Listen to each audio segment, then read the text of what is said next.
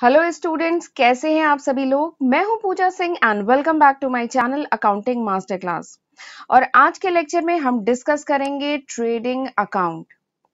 Last lecture में हमने trial balance discuss किया था। उम्मीद करती हूं कि आपने वो वीडियो देख लिया होगा। कैसा लगा मुझे कमेंट सेक्शन में जरूर बताइएगा। तो चलिए फिर देखते हैं कि आज के लेक्चर में हम क्या डिस्कस करेंगे। सबसे पहले तो हम देखेंगे कि फाइनेंशियल स्टेटमेंट क्या होता है, इसका क्या मतलब है और फाइनेंशियल स्टेटमेंट क्यों बनाया जाता है, क्या ऑब्जेक्टिव है, ठीक है, क्या जरूरत है फाइनेंशियल स्टेटमेंट बनाने की। फिर उसके बाद हम इनकम स्टेटमेंट समझेंगे कि इनकम स्टेटमेंट क्या है। और फिर आज का हमारा मेन टॉपिक है दैट इज ट्रेडिंग अकाउंट। ठीक है, तो हम देखेंगे ट्रेडिंग अकाउंट क्या होता है, इसके क्या फीचर्स हैं, कौन कौन से आइटम्स हैं जो ट्रेडिंग अकाउंट में रिकॉर्ड किए जाते हैं, ट्रेडिंग अकाउंट का फॉर्मेट क्या है, और फिर उसी पे बेस्ड एक न्यूमेरिकल करेंगे, ट्रेडिंग अकाउंट पे एक न्यूमेरिकल करेंगे आज के लेक्चर में। राइट। और लेक्चर स्टार्ट करने से पहले मैं एक बात कहना चाहूंगी, हर लेक्चर में कहती हूँ, फिर एक बार कह रही हूँ कि इन वीडियो लेक्चर्स को अपने तक ही मत रखिएगा, इनको अपने फ्रेंड्स के साथ जरूर शेयर करिएगा। और अगर वीडियो यूजफुल लगे, कुछ नॉलेज गेन की हो आपने, आपका कोई कॉन्सेप्ट क्लियर हुआ हो रिगार्डिंग दिस टॉपिक, तो इन वीडियोस को लाइक करना मत भूलिएगा। आप समझ सकते हैं कि एक एक वीडियो बनाने में कितना समय लगता है। पीपीटी बनाना, रिकॉर्ड करना, एडिट करना, अपलोड करना, थंबनेल बनाना। तो बस इसीलिए मैं चाहती हूँ कि इन वीडियोस को आप ज्यादा से ज्यादा अपने फ्रेंड्स के साथ, रिलेटिव के साथ, नेबर्स के साथ या फिर जो कोई भी कॉमर्स स्ट्रीम का हो उसके साथ शेयर करें। और अगर आपने अभी तक मेरे चैनल को सब्सक्राइब नहीं किया है तो जरूर सब्सक्राइब कर लीजिए, नोटिफिकेशन बेल भी प्रेस कर लीजिए so that you get the notification of my upcoming videos. Right. तो फिर चलिए हम आज का लेक्चर स्टार्ट करते हैं। Financial statement. फाइनेंशियल स्टेटमेंट क्या होता है, देखिए वर्ड है फाइनेंशियल प्लस स्टेटमेंट। ठीक है, तो financial statement is a statement, ये वो स्टेटमेंट होता है जिसको प्रिपेयर किया जाता है at the end of the financial year. Financial year के या कह लीजिए अकाउंटिंग पीरियड के एंड में इस स्टेटमेंट को प्रिपेयर किया जाता है so that we can determine the financial performance, ताकि ऑर्गेनाइजेशन की जो फाइनेंशियल परफॉर्मेंस है, ऑर्गेनाइजेशन का जो प्रॉफिट लॉस है या ऑर्गेनाइजेशन की जो फाइनेंशियल पोजीशन है, यानी ऑर्गेनाइजेशन के कितने एसेट है, कितनी लायबिलिटी है किसी पर्टिकुलर तारीख को, वो पता की जा सके, वो डिटरमाइन की जा सके, इसलिए बनाया जाता है फाइनेंशियल स्टेटमेंट। ठीक है, तो फाइनेंशियल स्टेटमेंट क्या है, it is a statement which shows the financial performance and financial position of the organisation. Right, तो this is the financial statement. ठीक, अगर सोल प्रोप्राइटरशिप फर्म की बात की जाए, मैंने एक वीडियो में आपको बताया है type of organisation. Organisation 3 type की होती है, याद है ना, क्लास 12 में पढ़ा था। ऑर्गेनाइजेशन 3 टाइप की होती है, जल्दी से बताइए कौन कौन सी होती है। एक होता है सोल प्रोप्राइटरशिप बिजनेस, ठीक है, एक होता है पार्टनरशिप बिजनेस, और एक होता है कंपनी। 3 तरह की ऑर्गेनाइजेशन होती है। कंपनी के केस में फाइनेंशियल स्टेटमेंट में कौन कौन से अकाउंट स्टेटमेंट बनाए जाते हैं वो मैं ऑलरेडी डिस्कस कर चुकी हूँ फाइनेंशियल स्टेटमेंट वाले वीडियो में। ठीक है, आज अभी मैं आपको ये बताने जा रही हूँ कि अगर सोल प्रोप्राइटरशिप फर्म है तो सोल प्रोप्राइटरशिप फर्म के केस में जो complete set of financial statement होता है उसमें कौन कौन से अकाउंट होते हैं। तो उसमें ये 3 अकाउंट होते हैं, एक होता है ट्रेडिंग अकाउंट, एक होता है पीएल अकाउंट और एक होता है बैलेंस शीट। ठीक, ये बात समझ में आई। सोल प्रोप्राइटरशिप बिजनेस है तो उस केस में जो फाइनेंशियल स्टेटमेंट होता है उसमें 3 अकाउंट बनते हैं, trading account, PL account and balance sheet. और इन्हीं 3 अकाउंट को कलेक्टिवली क्या कहा जाता है, इन 3 अकाउंट को कलेक्टिवली कहा जाता है फाइनल अकाउंट। ठीक है, आज का हमारा मेन टॉपिक यही है, फाइनल अकाउंट। फाइनल अकाउंट के अंडर में आता है ट्रेडिंग अकाउंट, पीएल अकाउंट और बैलेंस शीट। ये तीनों फाइनल अकाउंट के पार्ट हैं। क्योंकि इसका नाम फाइनल अकाउंट क्यों है, क्योंकि फाइनली अकाउंटिंग ईयर जब एंड होता है तो फाइनली यही 3 अकाउंट बनाए जाते हैं सोल प्रोप्राइटरशिप फर्म के केस में। ठीक है, trading account, PL account and balance sheet, जिसमें ये जो ट्रेडिंग अकाउंट है और पीएल अकाउंट है ना, इसको कहा जाता है इनकम स्टेटमेंट। ये जो ट्रेडिंग अकाउंट है, पीएल अकाउंट है, इनको कहा जाता है इनकम स्टेटमेंट। क्यों, क्योंकि इससे ऑर्गेनाइजेशन की इनकम के बारे में पता चलता है, प्रॉफिट लॉस के बारे में पता चलता है, तो इनको कलेक्टिवली कहा जाता है इनकम स्टेटमेंट। और इन तीनों अकाउंट को मिला के क्या कहा जाता है, फाइनल अकाउंट। क्वेश्चन कुछ इस टाइप से भी आते हैं कि आपको फाइनल अकाउंट बनाना है, तो इसका मतलब अंडरस्टूड है कि हमें ट्रेडिंग अकाउंट, हमें पीएल अकाउंट और हमें बैलेंस शीट तीनों बनाना है। ठीक है, तो दिस इज फाइनल अकाउंट। चलिए आगे बढ़ते हैं, देखते हैं कि जो फाइनेंशियल स्टेटमेंट है इसका क्या ऑब्जेक्टिव है, क्या जरूरत है, क्या इंपॉर्टेंस है, क्यों बनाया जाता है। तो मैं ट्रेडिंग एंड पीएल अकाउंट अलग बताऊंगी एंड बैलेंस शीट अलग बताऊंगी, दोनों के पर्पस अलग अलग है, तो मैं अलग अलग बताऊंगी कि क्यों बनाया जाता है। सबसे पहले ट्रेडिंग एंड पीएल अकाउंट, ये जो ट्रेडिंग एंड पीएल अकाउंट है ये क्यों बनाते हैं। तो इसको बनाने का सबसे पहली इंपॉर्टेंस ये है कि हमें ट्रेडिंग एंड पीएल अकाउंट से क्या पता चलता है, gross profit and net profit and loss. Organisation का नेट प्रॉफिट लॉस या ग्रॉस प्रॉफिट लॉस क्या है, ये हमें ट्रेडिंग एंड पीएल अकाउंट से पता चलता है। ठीक है, दूसरी इंपॉर्टेंस क्या है ट्रेडिंग एंड पीएल अकाउंट बनाने की, comparison with previous year profit. यानी ट्रेडिंग एंड पीएल अकाउंट जो आप बनाते हैं इसकी हेल्प से आप कंपेयर कर सकते हैं कि ऑर्गेनाइजेशन का लास्ट ईयर प्रॉफिट लॉस क्या था, इस साल प्रॉफिट लॉस क्या है। तो बेसिकली कंपैरिजन किया जा सकता है। इससे ये पता चलेगा कि is the business is progressing और नॉट, ऑर्गेनाइजेशन आगे प्रोग्रेस कर रही है कि नहीं, पिछले साल के कंपेयर में इस साल ऑर्गेनाइजेशन का ज्यादा प्रॉफिट हुआ है कि नहीं या लॉस हुआ है, ये हमें पता चलता है इससे। ठीक है, नेक्स्ट जो इंपॉर्टेंस है that is detail of expenses and income.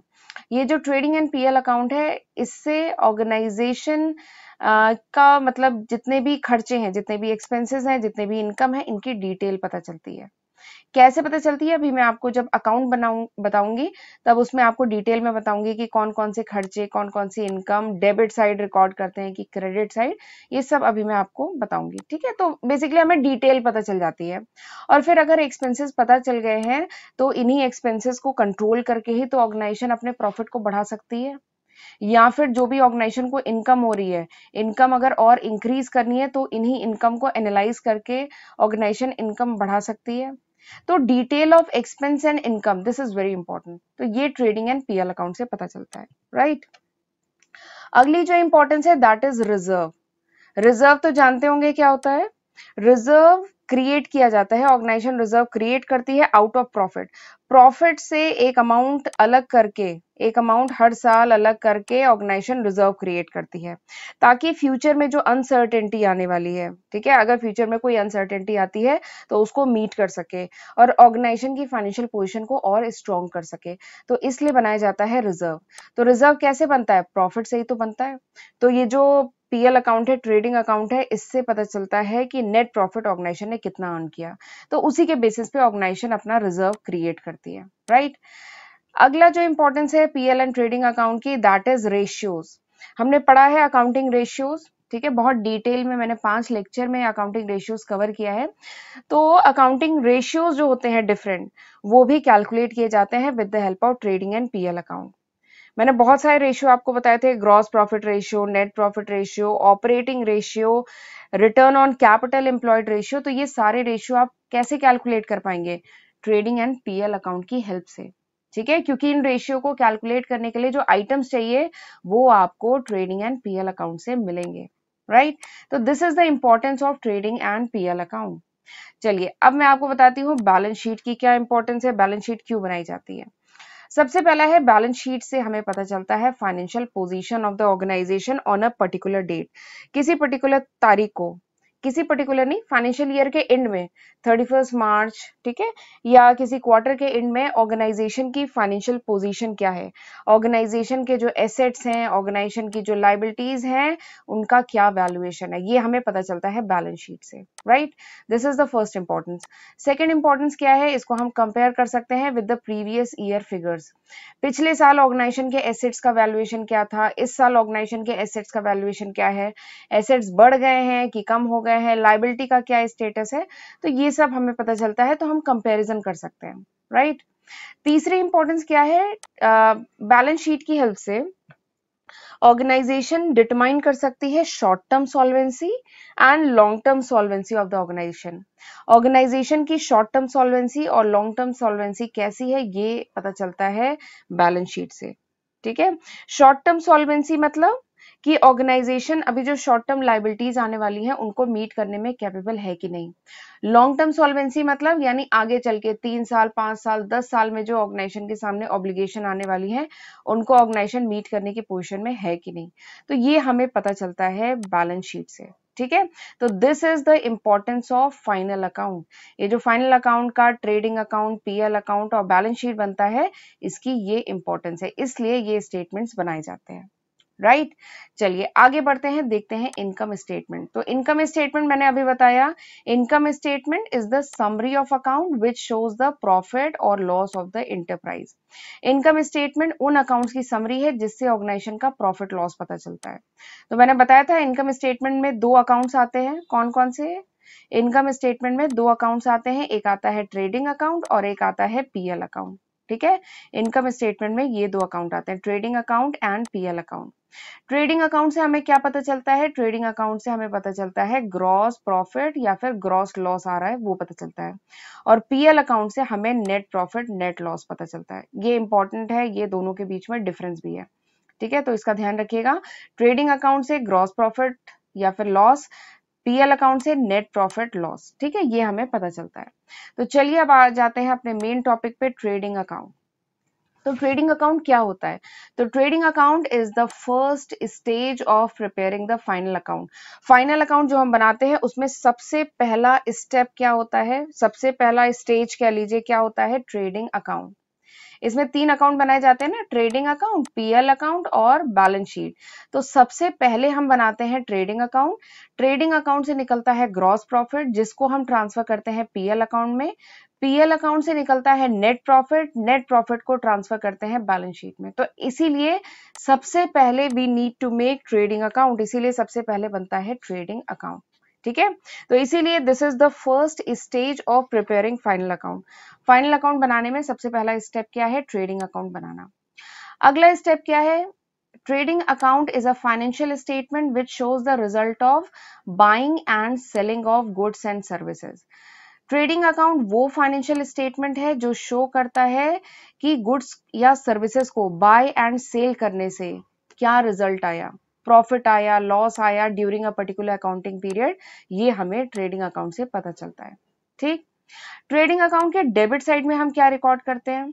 तो हम जानते हैं डेबिट साइड में हम क्या रिकॉर्ड करते हैं? खर्चे, एक्सपेंसेस, ठीक है। तो ट्रेडिंग अकाउंट के डेबिट साइड में सबसे पहला तो हम ओपनिंग स्टॉक रिकॉर्ड करते हैं, ओपनिंग स्टॉक या इन्वेंट्री रिकॉर्ड करते हैं। उसके बाद हम रिकॉर्ड करते हैं नेट परचेजेस, ठीक है। उसके बाद रिकॉर्ड करते हैं डायरेक्ट एक्सपेंसेस। तो ट्रेडिंग अकाउंट के डेबिट साइड में तीन मेन इंपॉर्टेंट चीजें रिकॉर्ड होती हैं, opening stock, net purchases and direct expenses.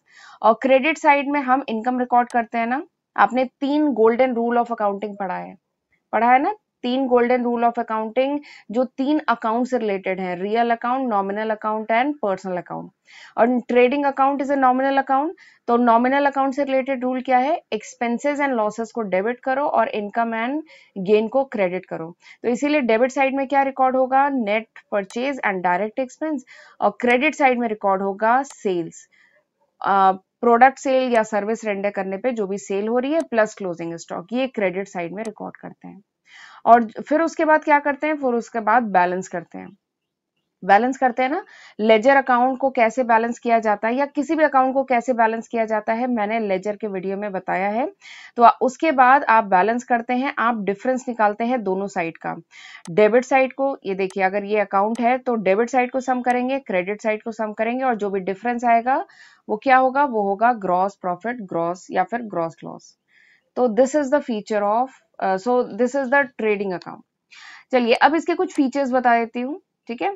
सबसे पहला फीचर ट्रेडिंग अकाउंट का क्या है कि जो भी ग्रॉस प्रॉफिट या लॉस निकल के आता है ट्रेडिंग अकाउंट से, उसको हम कहाँ ट्रांसफर करते हैं? पीएल अकाउंट में, ठीक है। तो this is the first feature कि ग्रॉस प्रॉफिट, ग्रॉस लॉस जो निकल के आता है उसे पीएल अकाउंट में ट्रांसफर किया जाता है। दूसरा फीचर ट्रेडिंग अकाउंट का है कि trading account is based on matching principal. ये जो ट्रेडिंग अकाउंट है ये मैचिंग प्रिंसिपल पे बेस्ड है। यहाँ पे मैच कराया जाता है, क्या मैच कराया जाता है? Revenue from sale of goods and services. Goods and services को सेल करने से जो रेवेन्यू आता है उसको मैच कराया जाता है with the cost of goods sold and service render. जो भी कॉस्ट ऑफ गुड्स सोल्ड या सर्विस रेंडर है इससे मैच कराया जाता है और फिर निकाला जाता है ग्रॉस प्रॉफिट या ग्रॉस लॉस। तो ये मैचिंग प्रिंसिपल पे बेस्ड है, ठीक है। जब हमने अकाउंटिंग के कॉन्सेप्ट एंड कन्वेंशन पढ़ा था तब हमने ये मैचिंग प्रिंसिपल पढ़ा था। मैचिंग प्रिंसिपल में रेवेन्यू को कॉस्ट के साथ मैच कराया जाता है, तो वही है revenue of cost of goods sold या सर्विस रेंडर को मैच कराया जाता है कॉस्ट ऑफ गुड्स सोल्ड से। ठीक है। अगला जो फीचर है या कह लीजिए एक इंपॉर्टेंट पॉइंट है, that is cost of goods sold. ये जो कॉस्ट ऑफ गुड्स सोल्ड है ये होता क्या है, ठीक है, इसका फॉर्मूला क्या है। ये मैंने इसलिए इंक्लूड किया है क्योंकि मैंने देखा है एग्जाम्स में ये बहुत पूछा जाता है। ये जो कॉस्ट ऑफ गुड्स सोल्ड है ये अलग से इसका फॉर्मूला भी पूछा जाता है कि कॉस्ट ऑफ गुड्स सोल्ड का फॉर्मूला क्या है और ये होता क्या है, ये इस पे बहुत सवाल आता है, इसीलिए मैंने इसको इंक्लूड किया है। तो कॉस्ट ऑफ गुड्स सोल्ड क्या है, direct expenses incurred up to the sale. Product sale जब तक होता है उससे पहले उस पे जो जो डायरेक्ट खर्चे होते हैं उनका जो सम होता है that is called cost of goods sold. ठीक है। कॉस्ट ऑफ गुड्स सोल्ड का फॉर्मूला क्या है, opening stock plus purchase plus direct expenses, इसमें से क्लोजिंग को माइनस करो। ठीक है। एक एमसीक्यू वाली जो सीरीज है मेरी, मैंने एमसीक्यू के लगभग 650 क्वेश्चन डिस्कस किए हैं अभी तक। अभी ये कुछ टॉपिक्स मेरे रह गए थे तो इसलिए अभी मैंने एमसीक्यू कुछ टाइम के लिए रोक दिया है। अभी मैं कुछ टॉपिक्स मेरे रह गए थे तो वो अभी डिस्कस करा रही हूँ, उसके बाद हम एमसीक्यू फिर से स्टार्ट करेंगे। तो एमसीक्यू की सीरीज जब मैं करा रही थी तो उसमें एक क्वेश्चन था कि कॉस्ट ऑफ गुड्स सोल्ड का फॉर्मूला क्या है। ठीक है, 4 फॉर्मूले दिए गए थे, आपको सही आंसर बताना था। तो कॉस्ट ऑफ गुड्स सोल्ड का फॉर्मूला ये है, opening stock plus purchase plus direct expenses minus closing stock. ठीक है, तो ये एक बहुत इंपॉर्टेंट टॉपिक है कॉस्ट ऑफ गुड्स सोल्ड, तो इसको ज्यादा ध्यान रखिएगा। चलिए आगे बढ़ते हैं। अब मैं आपको डिटेल में बताती हूँ कि कौन कौन से आइटम ट्रेडिंग अकाउंट के डेबिट साइड में रिकॉर्ड किए जाते हैं। सबसे पहला आइटम है ओपनिंग स्टॉक।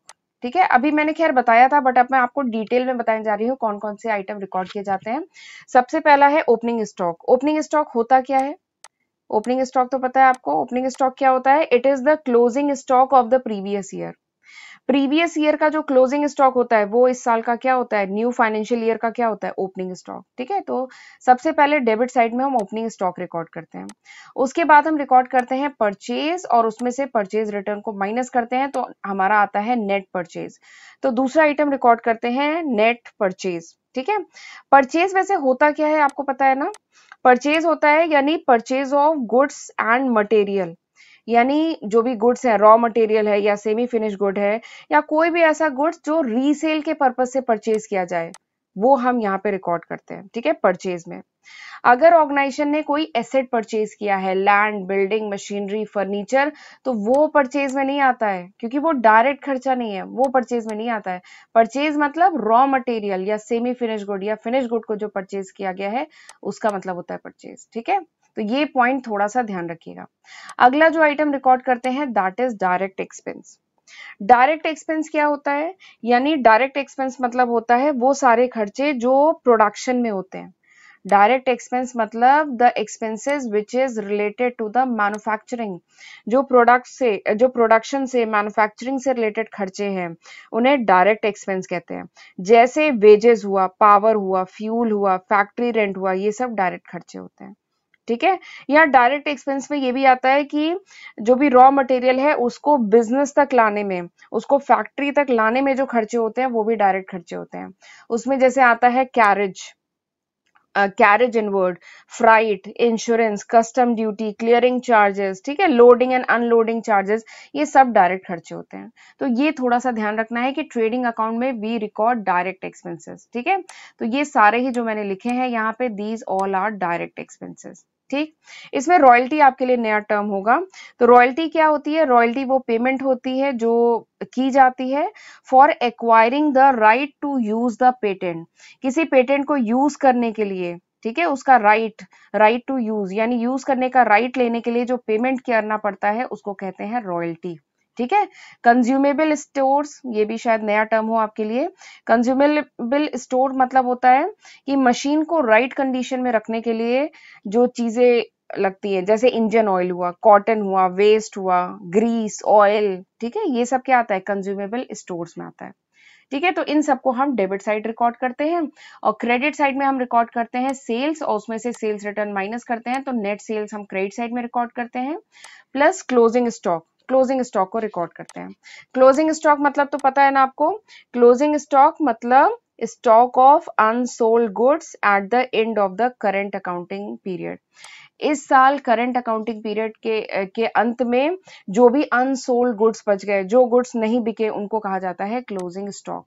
ठीक है, फिर उसके बाद हम बैलेंस करते हैं और बैलेंस करने के बाद जो डिफरेंस आता है वो क्या आता है? डिफरेंस बताइए। ट्रेडिंग अकाउंट को बैलेंस करेंगे तो डिफरेंस जो आता है वो क्या होता है?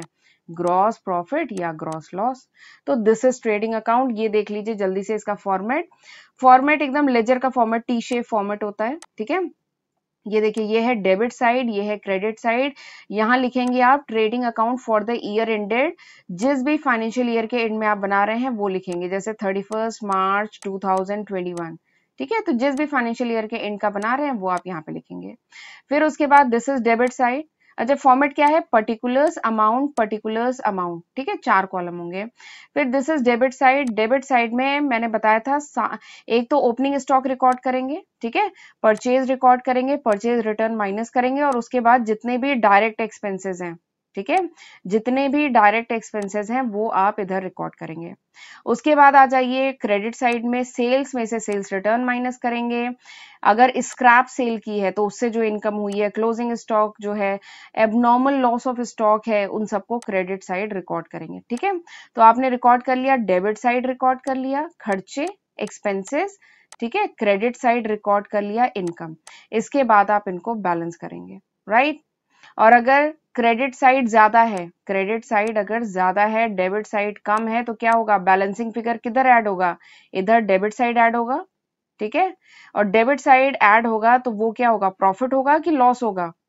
तो स्टूडेंट कभी कभार इसमें कंफ्यूज होते हैं। तो देखिए, अगर क्रेडिट साइड ज्यादा है यानी इनकम ज्यादा है, क्रेडिट साइड ज्यादा है यानी इनकम ज्यादा है, खर्चे कम है, और इनकम ज्यादा खर्चे कम, तो there is a profit. Profit होता है ना, ठीक है।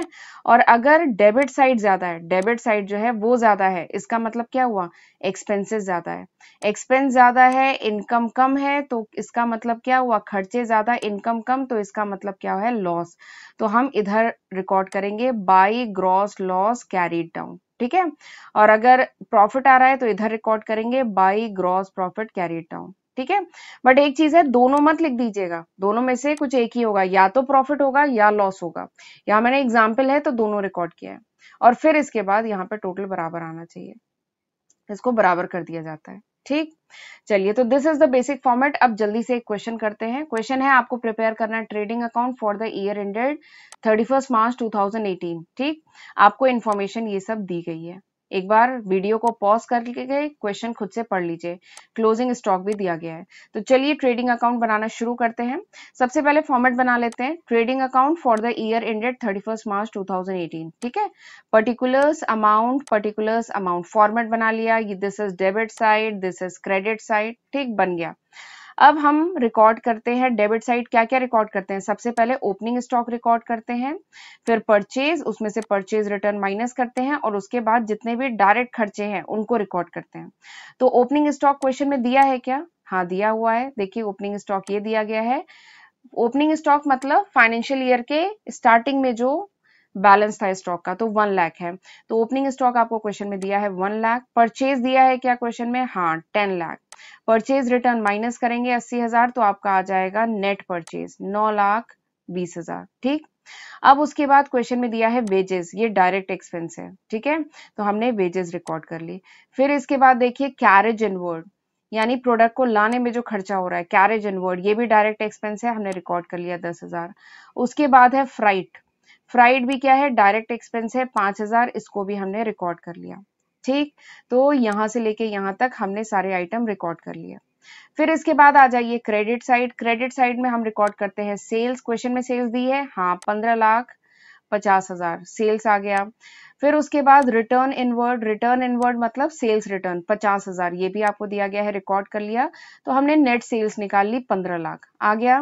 फिर इसके बाद क्लोजिंग स्टॉक आपको क्वेश्चन में दिया है क्या? तो क्लोजिंग स्टॉक देखिए यहाँ दिया है, क्लोजिंग स्टॉक इज 2 लाख, तो क्लोजिंग स्टॉक हमने रिकॉर्ड कर लिया। ठीक है, तो हमने डेबिट साइड सारे आइटम रिकॉर्ड कर लिए जो क्वेश्चन में दिए थे, क्रेडिट साइड सारे आइटम रिकॉर्ड कर लिए। यहां तक हो गया। अब अगला स्टेप क्या होता है बताइए, अगला स्टेप क्या है? अगला स्टेप है अब हम इनको बैलेंस करेंगे। तो जब आप क्रेडिट साइड सम करेंगे तो आपका आएगा 17 लाख, 17 लाख। और जब आप डेबिट साइड सम करेंगे ना तो आपका आएगा 10,85,000, 10,85,000। यानी क्या है, डेबिट साइड कम है, क्रेडिट साइड ज्यादा है। तो हम बैलेंसिंग फिगर किधर ऐड करेंगे? डेबिट साइड ऐड करेंगे ना, ताकि हम 17 लाख दोनों तरफ बराबर कर सकें। तो फिर क्या करेंगे, 17 लाख को 10,85,000 में से माइनस करेंगे तो हमारा बैलेंसिंग फिगर आ जाएगा 6,15,000 आ जाएगा। और अब खास बात यह है कि ये प्रॉफिट है कि लॉस है। तो देखिए यहाँ पे क्या है, क्रेडिट साइड ज्यादा है यानी इनकम ज्यादा है, इनकम ज्यादा है, एक्सपेंसेस कम है, तो means there is a gross profit. यहाँ पे ग्रॉस प्रॉफिट है तो यहाँ पे लिखेंगे to gross profit carried down. Carried down क्यों? क्योंकि ये जो ग्रॉस प्रॉफिट है इसको अब हम कैरी डाउन करेंगे पीएल अकाउंट में, ठीक है। तो इसलिए लिखा है to gross profit carried down, और ग्रॉस प्रॉफिट हमारा आ गया 6,15,000। तो इस तरीके से पूरा ट्रेडिंग अकाउंट बनता है। बहुत आसान है बनाना, ठीक है। बस आपको आइडेंटिफाई करना है कि कौन कौन से डायरेक्ट एक्सपेंसेस हैं जिनको हम ट्रेडिंग अकाउंट में रिकॉर्ड करेंगे। इनडायरेक्ट एक्सपेंसेस भी क्वेश्चन में कभी कभार दिए रहते हैं कंफ्यूज करने के लिए, बट इनडायरेक्ट एक्सपेंस जाते हैं पीएल अकाउंट में। अगले लेक्चर में खैर वो मैं बताऊंगी। इनडायरेक्ट एक्सपेंस को हम पीएल अकाउंट में रिकॉर्ड करते हैं, ठीक है। और जो डायरेक्ट एक्सपेंसेस होते हैं उनको हम कहाँ रिकॉर्ड करते हैं? उनको हम ट्रेडिंग अकाउंट में रिकॉर्ड करते हैं, ठीक। तो ये भी एक डिफरेंस है दोनों के बीच में। चलिए तो फिर मैं आज का लेक्चर यहीं पे वाइंड अप करती हूँ। This was all about this lecture. और अगर मेरा ये वीडियो आपको अच्छा लगा, आपने कुछ नॉलेज गेन की, तो मेरे इस वीडियो को लाइक करना मत भूलिएगा, ठीक है। तो चलिए मैं आज का लेक्चर यहीं पे वाइंड अप करती हूँ। मिलते हैं अगले लेक्चर में। अगले लेक्चर में हम पीएल अकाउंट डिस्कस करेंगे, ठीक है।